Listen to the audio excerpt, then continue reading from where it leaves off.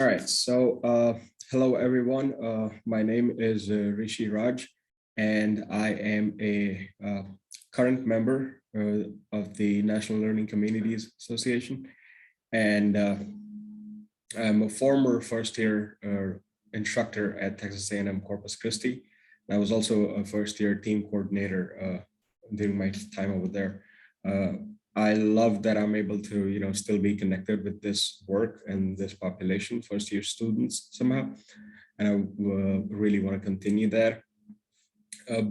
It's a pleasure to welcome you to this session of the National Learning Communities Conference. It's going to be a 15-minute quick talk session.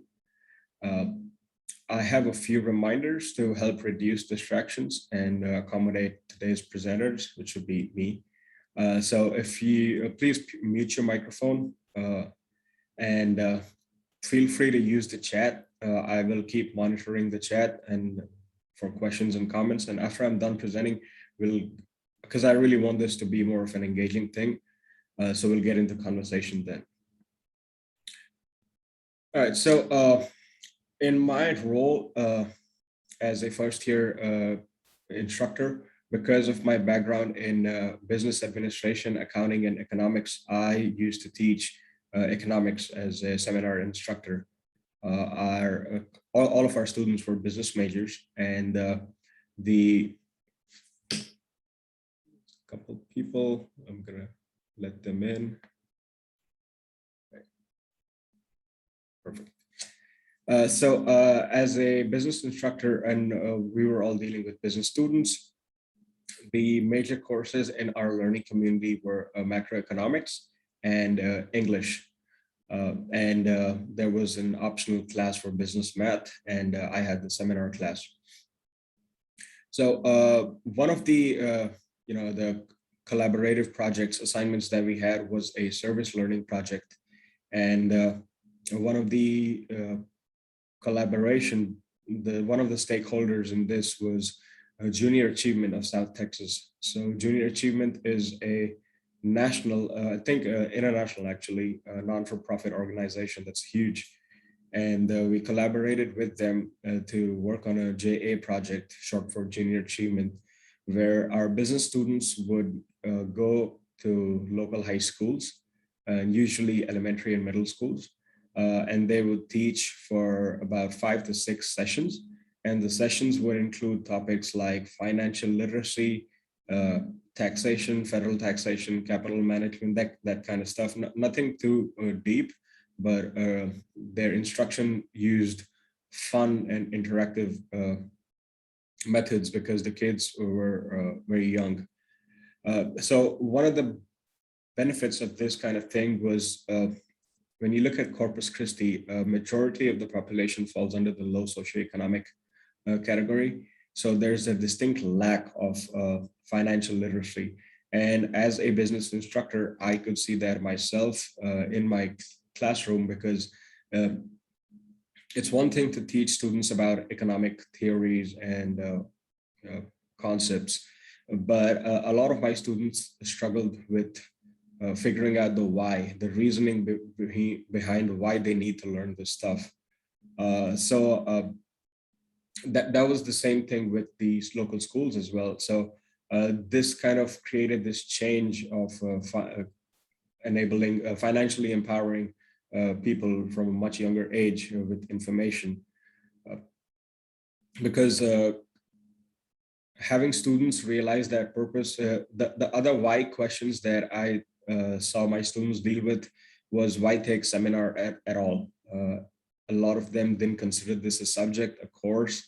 They always had why questions about why do we need to take classes as a cluster? Why do we need to have this community anyways? So I think when their experience in those classrooms in elementary and middle schools as teachers for a much different population than them, allowed them to become much better students for instructors like myself in seminar courses as well. So this was just one part of the project that we had with JA. What students would do then, they would not only teach courses, they would also collect data based on, they would analyze, they would make a trip to their local HEB which is a grocery store here in Texas. And they would also make trips to the nearby neighborhoods close to the school. And they would make a report about things like, the conditions mostly. What does the HEB look like? Questions like, is there, an ethnic food aisle or not?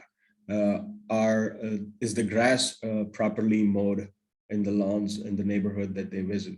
And they create this really nice report, which this is where, so this is all the macroeconomic side of things. And then this is when the English professor would step in and help them create this report. This report would actually be turned into a letter that they would write to their elected representatives in Austin, Texas.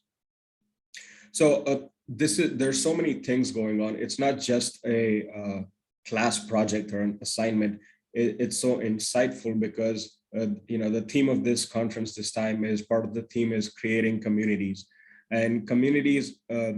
It's like a movie. Movies never have one character. There's so many characters that make up the story in the movie. So that's how that's the community building that this project allows for. You have people who are taking a stand, taking that stance of empowerment and leading the communities, the issues that they're being faced in everyday life, and they're holding their elected representatives accountable. So it does create a lot of empowered civic leaders in a very philosophical way, but in a more tangible way, it instills in first-year students a purpose of why they're students in these classes, why they need to do these things, which are, it's not directly impacting because as a student, you don't just want to be defined by your GPA. It's an overall holistic growth that we want for our students. So the bottom line is that collaborations like this with universities, national organizations, local ISDs, these bring something to the plate that's much more than an assignment or a grade. And when we talk about our role as educators, we are seen as a agent of change in the society.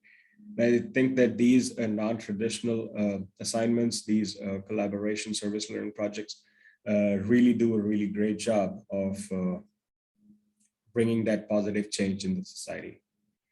So with that, I would stop my presentation and we will go into question, answer, and discussion mode. Because I think anything that I have missed, I'd like to touch on while engaging with you. So I think we still have about 6.5 minutes. So if there's any questions at this point, I can take those. Or any comments. Hi, Rishi, this is Nancy. Hi. And I'm just wondering if that sounds awesome that you worked with JA in such younger students. And I'm wondering, do you share those materials anywhere that you created or used with the students for the financial, I guess, literacy? Yes, so JA provides all of that material, depending on which school, which level, which grade you'll be teaching at. JA has a different set of materials for all those classrooms, and they provide all of that stuff. Now, the students also compile all of their experiences into a presentation that we had the first year Islander conference at the university or the symposium, and they would present that during the end of the semester. Does that answer your question? Yes, thank you. Okay.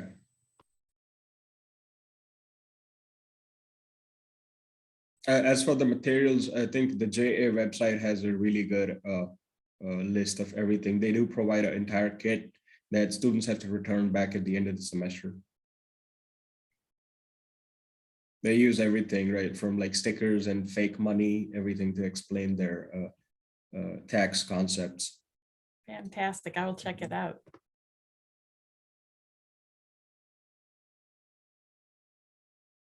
So there's a question in the chat. How did you make the initial connection with the school? And what steps did you have to go through to get the college students into the K-12 schools? So this collaboration isn't something that's new. Texas A&M Corpus Christi has been doing this for quite a few years now. So I'm not sure how the initial connection started, but at this point, I think it was the College of Business that initiated all of this.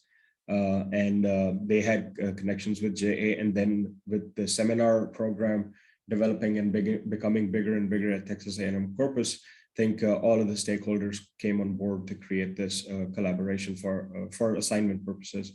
But at this point, I think it's a well-oiled machine, and we have personal JA representatives in the South Texas area that we work with, and we have annual meetings and also semester meetings, and there's always there's one person who would set you up with everything in the beginning of the semester and then come meet with you at the end of the semester. But there will always be a second person who's going to be with you throughout the semester. They will be connecting you with the teachers. There's always a backup plan if a teacher gets changed, the teacher is not working there anymore. So they have those backup plans. And so it's a pretty set way, it's a pretty formalized way of, the logistics are really easy.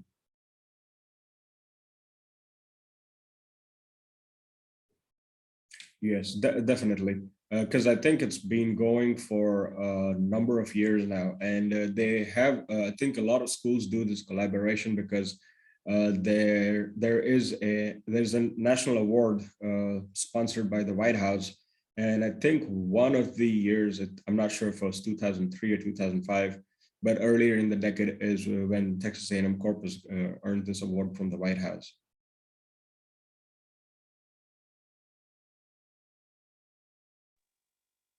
I'm really interested in how it impacted the college students.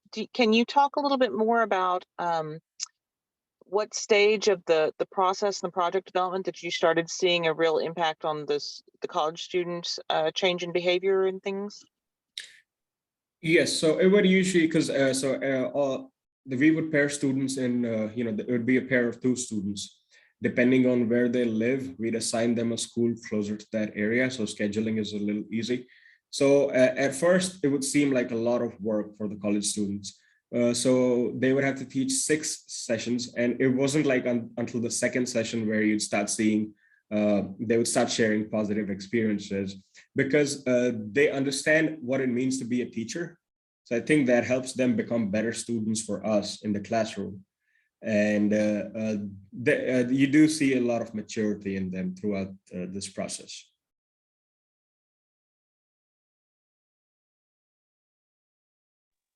Thank you. Mm-hmm.